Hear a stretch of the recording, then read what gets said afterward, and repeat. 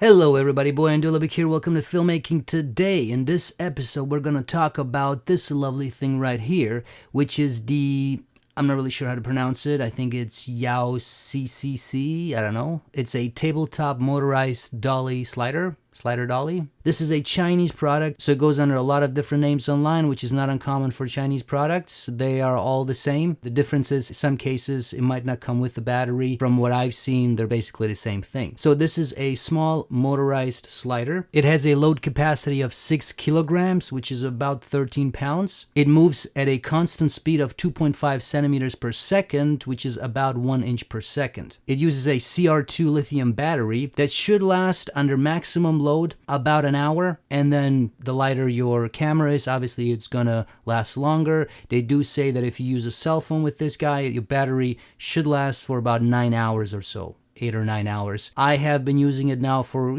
quite a few hours, definitely more than 1 hour, and it still works fine. So I'm not really sure how heavy my cameras are, but they're definitely not 6 kilos. I mean, I would say probably half of that, if even that much. That's that. When it comes to what's in the box, so the box itself is very plain. There's literally nothing on it, just one little sticker, but nothing else. Inside the box, you will find the slider itself. You'll find the battery, and these batteries are also very commonly found online, and I'm sure in stores like Best Buy and others, so that's not a problem. You'll find an adapter to mount the camera or other accessories. It comes with the wrench and an extra rubber for the wheels and your typical manual. Now, this doesn't come with a ball head. I do highly recommend one. It makes shooting a lot easier and you can get better angles. It just makes the experience a lot better. I used a very simple, very cheap one for about 10 Canadian dollars, which is this one right here. You can find the links in the comments section. If you have one, just use the one you have. If you want a more expensive one, I mean, the sky's the limit. You can,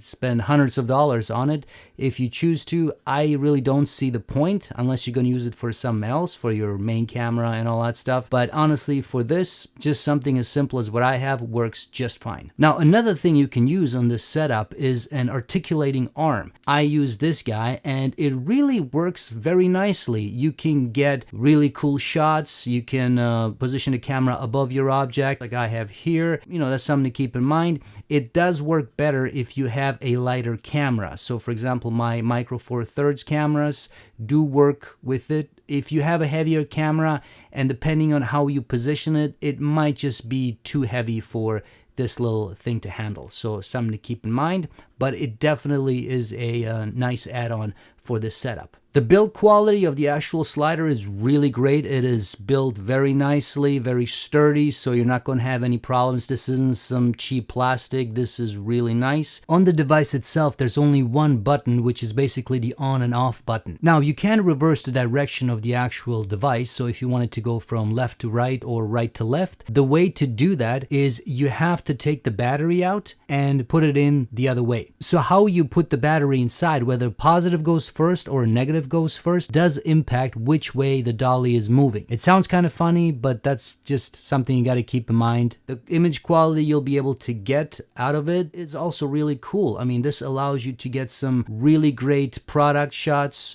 or if you want to get some interesting angles for your film production or whatever it is, this will definitely help you to achieve that. One of the main things that this thing does is it has a constant speed when it moves, which is really the main thing when you use a slider. I'm okay using my manual slider. I can get a pretty smooth motion. Sometimes I struggle a little bit, but generally speaking, it's okay. But I have a hard time getting a constant speed using a manual slider. And that's something I don't have to worry with this guy. It's going to move at a constant speed. There is only one speed, so that might be a problem if you want to go faster or slower. You are stuck with one speed, but I find the speed that it moves, it's fine. So I don't see a problem with that. Now, this will not replace my big slider. I still will use that one for other things, but if I need to get, as I mentioned, if I need to get creative shots or if it's an object or something like that, I will definitely use this one as an addition to my other slider. Now, this slider or dolly, however you want to call it, is definitely not perfect. 9 out of 10 times, you will have to apply stabilization in post.